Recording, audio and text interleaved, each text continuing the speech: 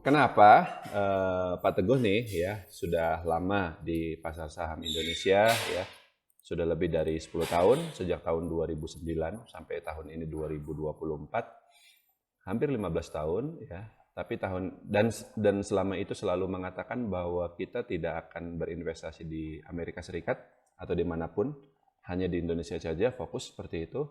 Tapi tahun ini 2024 ini kita mulai diversifikasi ya di pasar saham Amerika Serikat.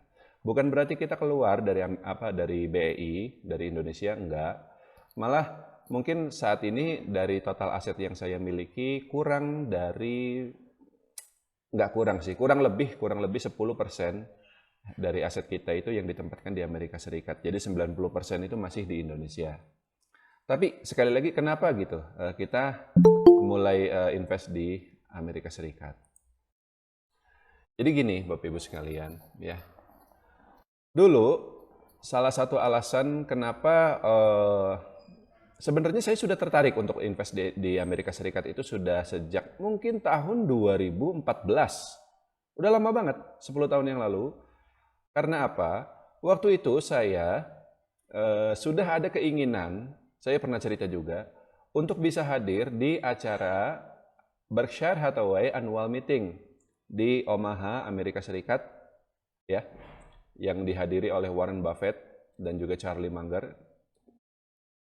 Tapi ya waktu itu ya saya kan nggak punya uang untuk pergi ke Amerika Serikat, untuk kan nggak murah juga ya, meskipun kita nggak pakai private jet, cuman pakai pesawat komersial biasa, tapi tetap tetap mahal gitu untuk pergi ke Omaha itu.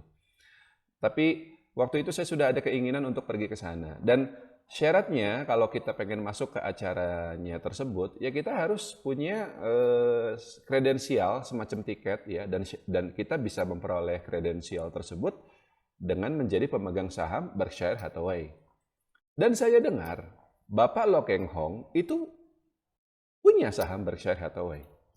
Ya berarti kan beliau invest di Amerika Serikat juga toh? Ya kan? Meskipun mungkin cuma satu saham itu doang yang beliau punya, selebihnya ditaruh di Indonesia semua. Tapi kita nggak tahu persisnya bagaimana ya. Nah tapi waktu itulah saya mulai ada keinginan gitu untuk invest di Amerika Serikat. Cuman waktu itu saya tahu kemudian bahwa kredensial itu tuh kita nggak harus jadi pemegang saham. Kita bisa beli di eBay atau di Amazon, itu ada yang jual. Satu tiket itu harganya $50. Ya udah berarti kan kita bisa beli itunya aja ya.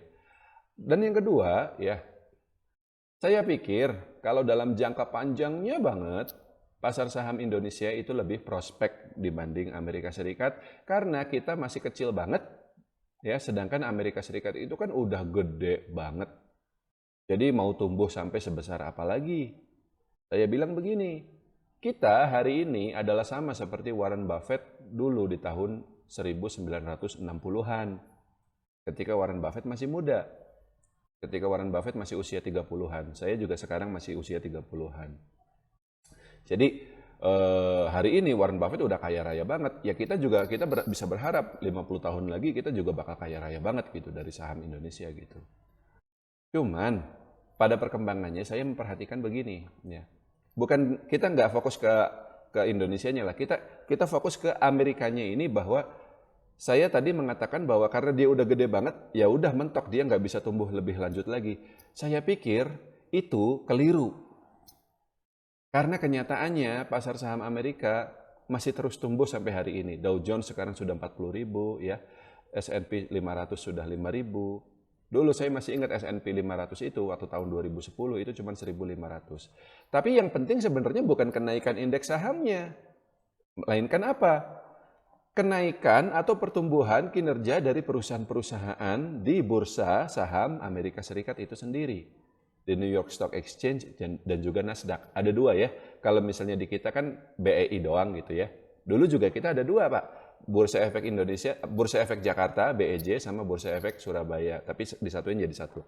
Kalau di Amerika Serikat ada NYSE dan juga satu lagi Nasdaq. Ya. Nah, kalau kita perhatikan kinerja dari perusahaan-perusahaan yang di kemudian hari harga sahamnya naik signifikan, baik itu perusahaan yang sudah lama listing ataupun yang baru. Contoh yang kita baru bahas kemarin ya, Meta Platforms ya, Facebook ya. Itu kan sebenarnya perusahaan yang relatif baru. Makanya Warren Buffett juga nggak berinvestasi di situ. Baru berdiri tahun 2004, baru IPO tahun 2012, tapi hari ini market cap dia itu udah mencapai 1 triliun dolar. Ya, jangan dirupiahin, nggak kebayang itu berapa rupiah. Tapi kalau kita lihat dari kinerjanya, pendapatannya, ekuitasnya, laba bersihnya, itu memang pantas dia dihargai semahal itu gitu loh.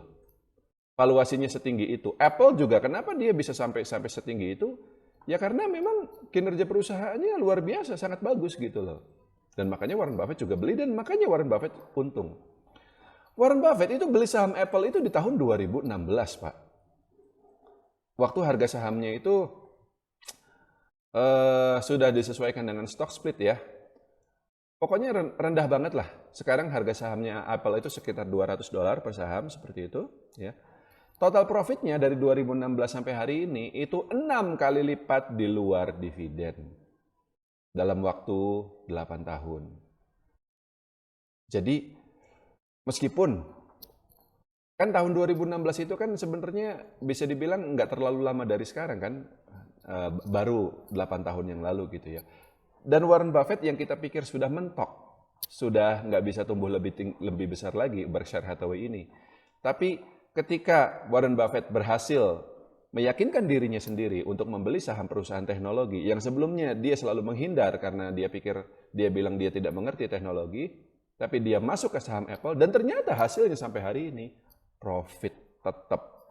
Berkshire Hathaway pun tetap tumbuh lebih tinggi lagi karena investasinya tersebut. Jadi ternyata Amerika itu masih terus bertumbuh, Pak. Dan sampai hari ini Warren Buffett atau investor-investor besar yang kita tahu gitu ya, Bill Ackman, Seth Klarman, Mohnish Pabrai, mereka tetap berinvestasi di situ karena memang yang pernah saya sampaikan juga di seminar, semua pertumbuhan ekonomi di seluruh dunia itu asalnya dari sana. Karena segala macam teknologi, segala macam penemuan, invention itu adanya dari sana. Internet itu dulu yang pertama kali menciptakan Amerika Serikat. Sekarang ada AI, Artificial Intelligence, itu juga yang menciptakan Amerika Serikat. Negara lain termasuk China, bahkan Eropa, itu cuma copy paste doang. Termasuk Indonesia juga, kita cuma pengguna doang. Kita menggunakan AI, kita menggunakan media sosial, tapi kita nggak bisa bikin gitu loh. Ya nggak masalah gitu ya. Apa memang kita kan apa sih namanya? Ya sama seperti negara berkembang lain seperti itu ya. Tapi intinya pernyataan bahwa Amerika Serikat sudah mentok karena sudah terlalu besar, mungkin itu keliru. Dalam jangka panjangnya dia tetap akan tumbuh karena hal-hal yang diciptakan itu selalu asalnya itu dari sana ya. Ya itu yang saya lihat dan itu pula yang menyebabkan mata uang dolar ya dalam jangka panjangnya sekali, meskipun dalam jangka pendeknya kadang dia turun, kadang dia naik, tapi dalam jangka panjangnya dia selalu sampai hari ini masih menjadi mata uang paling powerful di seluruh dunia. Karena ketika negara-negara lain, Indonesia contohnya, pertumbuhan ekonomi kita tuh apa sih? Cuman didukung dari 2 faktor aja, Pak. Komoditas ya, sama konsumsi udah. Karena kita nggak bisa bikin apa-apa di sini. Dalam artian, perhatikan deh orang-orang terkaya di kita itu ya, orang-orang konglomeratnya itu. Kalau nggak dari konsumer, maka dari komoditas, batu bara gitu ya. Kalau konsumer tuh apa? Ya keluarga Hartono lah, yang punya BCA sama Jarum. Konsumer kan? Perbankan itu konsumer. Rokok itu konsumer gitu loh. Nggak ada di sini yang memang dari teknologi gitu. Ada teknologi katanya Goto ya, unicorn. Nah perusahaannya rugi terus sampai sekarang. Harga sahamnya juga jeblok. Kalau di Amerika perusahaan teknologinya itu beneran untung Pak. Makanya harga sahamnya pun naik sangat signifikan gitu loh. Itu ya. Jadi meskipun tentu saja kita nggak tahu dalam jangka pendeknya bagaimana, tapi dalam jangka panjangnya saya pikir pasar saham Amerika masih bisa naik lebih tinggi lagi. Jadi tidak ada salahnya kita mulai diversifikasi. Sekali lagi bukan berarti kita keluar dari pasar saham Indonesia, sama sekali tidak. Kita tetap berinvestasi di sini, tapi kita ada diversifikasi juga di sana. Ya samalah seperti sekarang teman-teman mungkin banyak yang main kripto juga ya, selain main saham Indonesia gitu. Tapi saya tidak main kripto. Kalau Anda main kripto silahkan, tapi saya hanya di pasar saham Indonesia dan juga pasar saham Amerika Serikat. Begitu. Oke, lanjut ya.